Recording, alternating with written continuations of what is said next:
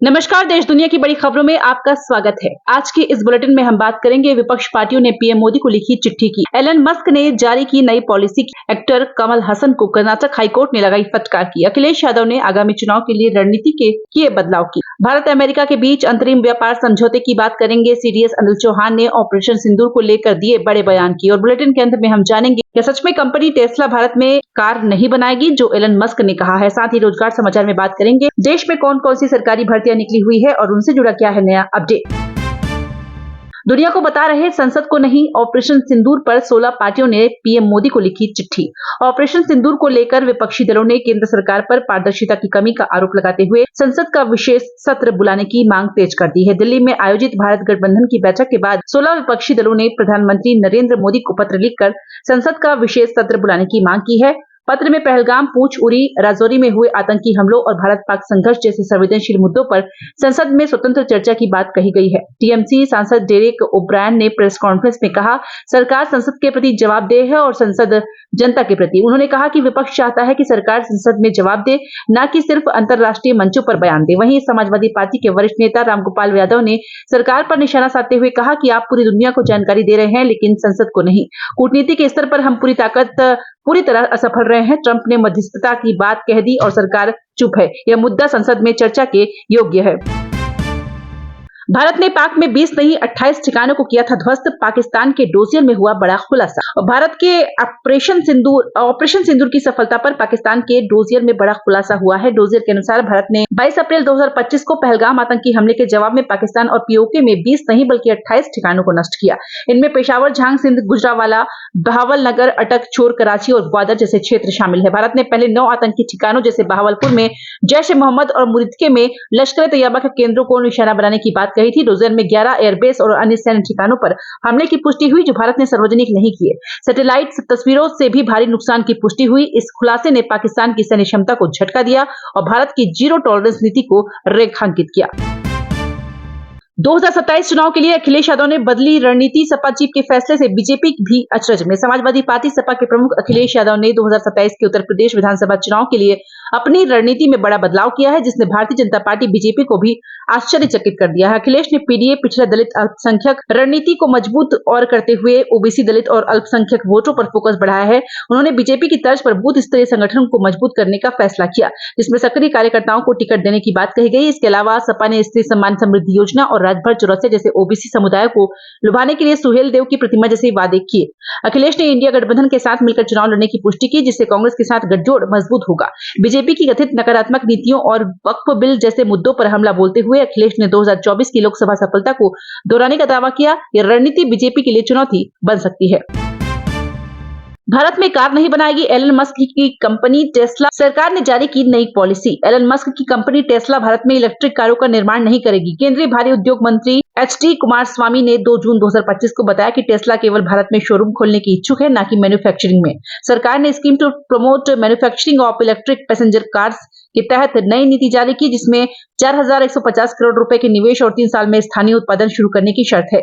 इसके तहत आयाम शुल्क 70 से 100% से घटाकर 15% किया गया है। Mercedes Benz, Skoda, Volkswagen, Hyundai और किया ने इस नीति में रुचि दिखाई, लेकिन टेस्ला ने केवल प्रारंभिक चर्चा में हिस्सा लिया। टेस्ला की योजना मुंबई और अन्य शहरों में शोरूम खोलने की है, लेकिन उच्च आयात शुल्क और स्थानीय मैन्युफैक्चरिंग की शर्तें बाधा है। अमेरिकी राष्ट्रपति ट्रंप ने भी भारत में टेस्ला के निर्माण को अनुचित बताया है।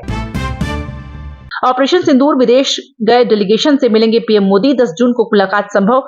पहला डेलीगेशन लौटा, बाकी 6-8 जून तक लौटेंगे। प्रधानमंत्री नरेंद्र मोदी 9 या 10 जून को ऑपरेशन सिंदूर के तहत 33 देशों में भारत का रुख बताने गए 7 सर्वदलीय डेलीगेशनों से मुलाकात करेंगे। पहला डेलीगेशन बीजेपी सांसद वैजयंत पांड्या के नेतृत्व में आज दिल्ली लौट चुका है, जो सऊदी अरब, कुवैत, बहरीन और अल्जीरिया गया हुआ था। बाकी 6 डेलीगेशन 8 जून तक लौटेंगे। ये डेलीगेशन 59 सांसदों और पूर्व राजनयिकों के साथ पहलगाम आतंकी हमले और पाकिस्तान समर्थित आतंकवाद के खिलाफ भारत की जीरो टॉलरेंस नीति को दुनिया के सामने रख रहे हैं। मुलाकात में डेलीगेशन अपनी रिपोर्ट्स पीएम को सौंपेंगे, जिसमें विदेशी सरकारों की प्रतिक्रियाएं शामिल होंगी। यह कदम भारत की कूटनीतिक एकजुटता को दर्शाता है। पाकिस्तान के मुद्दे पर शशि थरूर का डोनाल्ड ट्रंप को दिया सख्त मैसेज, कहा किसी को हमें समझाने की जरूरत नहीं है। कांग्रेस सांसद शशि थरूर ने अमेरिकी राष्ट्रपति डोनाल्ड ट्रंप के भारत पाकिस्तान सीजफायर मध्यस्थता के दावे पर करारा जवाब दिया। ब्राजील के ब्रासिलिया में सर्वदलीय प्रतिनिधिमंडल के साथ पहुंचे थरूर ने कहा, हमें समझाने की जरूरत नहीं है क्योंकि हम युद्ध नहीं चाहते। हमने 7 मई को ही स्पष्ट कर दिया था कि हम संघर्ष को लंबा नहीं खींचना चाहते। यह आतंकवादियों के खिलाफ प्रतिशोध था। उन्होंने कहा कि अगर किसी को मनाने की जरूरत थी तो वह पाकिस्तान था।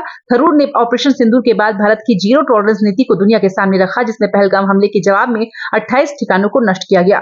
ट्रंप के बार बार मध्यस्थता के दावों को भारत ने खारिज किया, ये कहते हुए कि सीज फायर पाकिस्तानी डीजीएमओ की अपील पर हुआ। जुलाई में हो सकती है भारत अमेरिका के बीच ट्रेड डील, अमेरिकी वाणिज्य मंत्री ने कहा, ऐसा रास्ता निकाला जो दोनों देशों के लिए फायदेमंद। भारत और अमेरिका के बीच जुलाई 2025 से पहले अंतरिम व्यापार समझौता होने की संभावना है। अमेरिकी वाणिज्य सचिव हॉवर्ड लुटनिन ने कहा कि दोनों देशों ने ऐसा रास्ता निकाला है जो पारस्परिक रूप से फायदेमंद होगा। यह समझौता 9 जुलाई को खत्म होने वाली 26% टैरिफ रोक से पहले हो सकता है। वाणिज्य मंत्री पीयूष गोयल और विशेष सचिव राजेश अग्रवाल ने वॉशिंगटन में अमेरिकी अधिकारियों से सकारात्मक वार्ता की। भारत कपड़ा रत्न और इलेक्ट्रिक वाहनों जैसे क्षेत्रों में टैरिफ छूट चाहता है, जबकि अमेरिका भारतीय बाजारों में अधिक पहुंच और गैर टैरिफ बाधाओं को हटाने की मांग कर रहा है। 2030 तक द्विपक्षीय व्यापार को $500 अरब तक बढ़ाने का लक्ष्य है। यह डील दोनों देशों के लिए आर्थिक विकास और व्यापार संतुलन को बढ़ावा देगी। छोटे नोटों की टेंशन हुई खत्म, अब एटीएम में 100-200 के नोट धड़ल्ले से निकलेंगे। आरबीआई ने लिया बड़ा फैसला। भारतीय रिजर्व बैंक आरबीआई ने छोटे नोटों की कमी को दूर करने के लिए बड़ा फैसला किया है। 28 अप्रैल 2025 को जारी सर्कुलर में आरबीआई ने बैंकों और व्हाइट लेबल एटीएम ऑपरेटरों को निर्देश दिया कि वे एटीएम में 100 और 200 के नोटों की उपलब्धता सुनिश्चित करें। इसके लिए चरणबद्ध योजना बनाई गई है। 30 सितंबर 2025 तक 75% एटीएम में कम से कम एक कैसेट से 100 या 200 के नोट निकलने चाहिए और 31 मार्च 2026 तक का यह 90% तक पहुंचना होगा। इसका उद्देश्य छोटे मूल्य वर्ग के नोटों तक जनता की पहुंच बढ़ाना है, खासकर ग्रामीण और निम्न आय वाले शहरी क्षेत्रों में। लोग अक्सर एटीएम से 500 के नोट मिलने की शिकायत करते थे। यह कदम नकद लेन देन को आसान बनाएगा और छोटे नोटों की उपलब्धता बढ़ाएगा। इसके साथ ही 500 रुपए के नोट भी मिलेंगे। कन्नड़ भाषा विवाद पर कर्नाटक हाईकोर्ट ने एक्टर को लगाई फटकार, कहा आप कमल हसन हो या कोई और, जन भावनाओं को ठेस नहीं पहुंचा सकते। एक्टर कमल हसन को कर्नाटक हाईकोर्ट ने कन्नड़ तमिल भाषा को लेकर चल रहे विवाद के मामले में कड़ी फटकार लगाई है। हाईकोर्ट ने कहा कि अभिव्यक्ति की आजादी के नाम पर लोगों की भावनाओं को ठेस नहीं पहुंचाया जा सकता। कमल हसन ने कन्नड़ और तमिल भाषा को लेकर बयान दिया था। इसके बाद काफी विवाद हुआ, जो कि अभी तक नहीं थम सका है। लाइव लॉ अदालत ने कमल हसन की नई फिल्म ठग लाइफ के राजस्व कमाई का जिक्र करते हुए कहा कि आपको बोलने का अधिकार है, लेकिन भावनाओं को ठेस पहुंचाने का नहीं है। अभिव्यक्ति की आजादी के नाम पर इस हद तक नहीं दिया जा सकता कि इससे जनता की भावनाओं को ठेस पहुंचे। हम अब यह आप पर छोड़ रहे हैं। अगर आपने किसी को ठेस पहुंचाई है तो माफी मांगे। कर्नाटक से करोड़ों कमाए जा सकते हैं, मगर आपको कन्नड़ लोगों की जरूरत नहीं है तो यहाँ की कमाई छोड़िए। दरअसल कमल हसन ने हाल ही में अपनी आने वाली फिल्म ठग लाइफ के ऑडियो लॉन्च के दौरान यह कहा था कि कन्नड़ भाषा का जन्म तमिल से हुआ है। इसको लेकर विवाद खड़ा हो गया और मामला इतना बढ़ गया कि कोर्ट तक पहुंच गया। राज्यपाल ने तमिलनाडु सरकार के बिलों को दी मंजूरी। सीएम स्टालिन बोले, गवर्नर सुप्रीम कोर्ट से डर गए, कोर्ट ने बिल रोकने को अवैध बताया था। तमिलनाडु के राज्यपाल आरएन रवि ने हाल ही में सरकार के बिलों को मंजूरी दी, जिनमें नगरीय और स्थानीय निकायों में दिव्यांगों के नामांकन से संबंधित बिल शामिल है। मुख्यमंत्री एमके स्टालिन ने इसे सुप्रीम कोर्ट के दबाव का नतीजा बताया, क्योंकि कोर्ट ने अप्रैल 2025 में राज्यपाल के बिलों को रोकने को अवैध और असंवैधानिक करार दिया था। कोर्ट ने कहा था कि राज्यपाल बिलों पर अनिश्चित काल तक रोक नहीं लगा सकते और दोबारा पारित बिलों को 1 महीने में मंजूरी देनी होगी। स्टालिन ने इसे सभी राज्यों के लिए ऐतिहासिक जीत बताया, जो विधानसभाओं की स्वायत्तता और संघवाद को मजबूत करता है। तय समय से पहले ही भारत यूरोप के बीच हो सकता है मुक्त व्यापार समझौता, वाणिज्य मंत्री पीयूष गोयल ने जताई उम्मीद। केंद्रीय वाणिज्य मंत्री पीयूष गोयल ने उम्मीद जताई है कि भारत और यूरोपीय संघ ईयू के बीच मुक्त व्यापार समझौता एफटीए तय समय से पहले हो सकता है। इस साल के अंत तक समझौते की समय सीमा तय है, लेकिन गोयल ने कहा है कि बातचीत तेजी से आगे बढ़ रही है। भारत और ईयू की अर्थव्यवस्थाएं एक दूसरे की पूरक है, जिससे मतभेद कम है। कुछ संवेदनशील मुद्दों पर सावधानीपूर्वक चर्चा जारी है। गोयल ने बताया कि समझौता दोनों पक्षों के लिए लाभकारी होगा, जिससे व्यापार, निवेश और प्रतिस्पर्धा बढ़ेगी। प्रधानमंत्री नरेंद्र मोदी और ईयू अध्यक्ष उर्सुला वान डेर लेयन ने फरवरी में दिल्ली में इस दिशा में प्रयास तेज करने का फैसला लिया था। यह समझौता भारत के आर्थिक विकास को नई गति दे सकता है।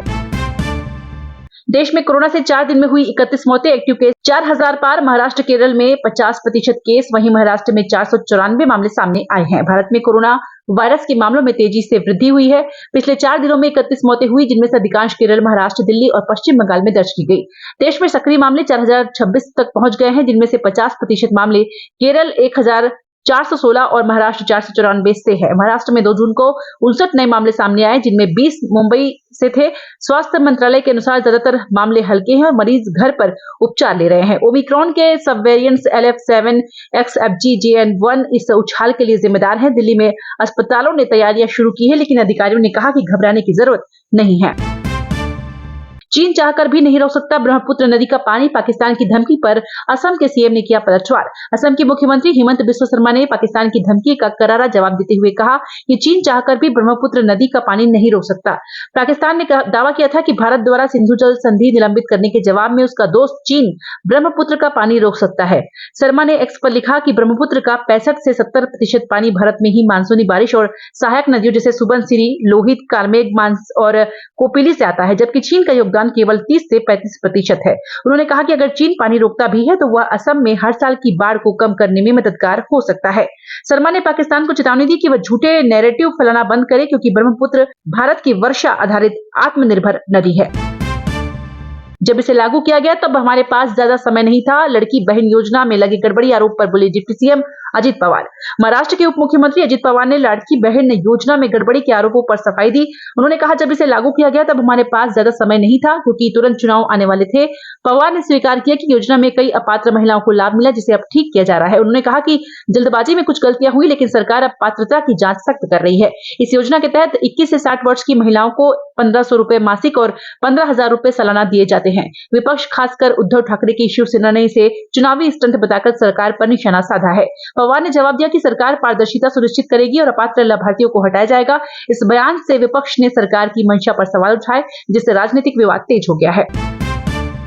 सोना 282 रुपए महंगा होकर 96,962 रुपए पर पहुंचा। वहीं चांदी भी 2,178 रुपए महंगी। सोना इस साल 1 लाख के पार जा सकता है। सोने चांदी के दामों में लगातार उतार चढ़ाव देखने को मिल रहा है। इस बीच एक बार फिर से सोने की कीमत में उछाल देखने को मिला है। India Boolean and jewellers association के अनुसार 10 ग्राम 24 कैरेट सोने का दाम 282 रुपए बढ़कर 96,962 रुपए हो गया है, जो इससे पहले सोना 96,680 रुपए पर था। वहीं 1 किलो चांदी 2,178 रुपए बढ़कर 99,939 रुपए प्रति किलो पर पहुंच गई है, जो एक दिन पहले तक 97,761 रुपए प्रति किलो पर थी। सीडीएस अनिल चौहान का बड़ा खुलासा। पाकिस्तान ने 18 घंटे की लड़ाई 8 घंटे में खत्म की। भारत के सीडीएस अनिल चौहान ने ऑपरेशन सिंदूर को लेकर बड़ा बयान दिया है। चीफ ऑफ डिफेंस स्टाफ ने कहा कि भारत ने ड्रोन स्ट्राइक कर पाकिस्तान को बड़ा सरप्राइज दिया था। सीडीएस ने एक और बड़ा बयान दिया। उन्होंने कहा कि पाकिस्तान 48 घंटे की जंग लड़ने की सोच रहा था, लेकिन 8 घंटे में ही सरेंडर कर दिया था। भारत ने ऑपरेशन सिंदूर के जरिए दुनिया को न सिर्फ अपना पराक्रम दिखाया, बल्कि सबसे कम समय चलने वाले युद्ध में दुश्मन को पूरी तरह तबाह करके भी दिखाया। उत्तर प्रदेश की योगी सरकार अग्निवीरों को देगी पुलिस विभाग में 20% आरक्षण। कैबिनेट बैठक में हुआ बड़ा ऐलान। उत्तर प्रदेश की योगी सरकार ने अग्निवीरों के लिए बड़ा फैसला किया है। मुख्यमंत्री योगी आदित्यनाथ की अध्यक्षता में हुई कैबिनेट बैठक में यूपी पुलिस और पीएससी में पूर्व अग्निवीरों को 20% आरक्षण देने का प्रस्ताव मंजूर किया गया।